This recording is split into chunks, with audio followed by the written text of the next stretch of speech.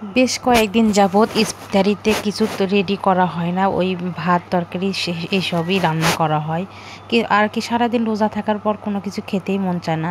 আসসালামু আলাইকুম, সবাই কেমন আছেন? আশা করি সবাই ভালো আছেন। আল্লাহর রহমতে আমরাও ভালো আছি।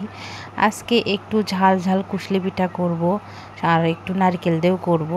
আর আমার মেয়ে বলছিল আম্মা আমি ঝাল দিয়ে খাবো, সেই জন্য একটু ফ্রিজে তো গরুর বট ভাজি ছিল, সেটাই আর কি আমি দিয়ে আন্তর মানে যে এই গরুর ভুঁড়ি দিয়ে আন্তর কুশলি পিঠা কিন্তু এত মজা হয়, অবশ্যই আপনারা বানিয়ে খেয়ে দেখবেন। আর খুবই মজা হয়, সেই জন্য একটু ঝাল মিষ্টি দুটোই বানালাম। আর সাথে কিন্তু আরও ইফতারি অনেক কিছু আছে, কিন্তু আমার কিন্তু কোনো ইফতারি খেতে মন চায় না, আর ইফতারি খেলে কিন্তু ভাত খেতে মন চায় না।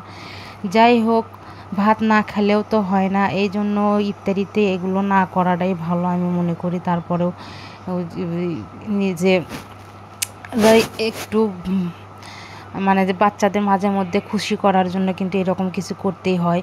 মেয়েটা আমার রোজা থাকে, সবগুলো রোজাই করলো মাশাল্লাহ। আপনারা সবাই দোয়া করবেন ওর জন্য করে, কিন্তু মাঝে মধ্যে আমার এসব কিছু না কিছু একটা করতেই হয়। আর সেজন্য আজকে রান্নাবান্না শেষে একটু মনে হলো যে আমি কিছু রান্নাবান্না মানে মেয়েকে একটু পিঠার মতো কিছু বানিয়ে দিই। আর এখানে পিঠাগুলো ভেজে নিচ্ছিলাম ইফতারির আগ মুহূর্ত।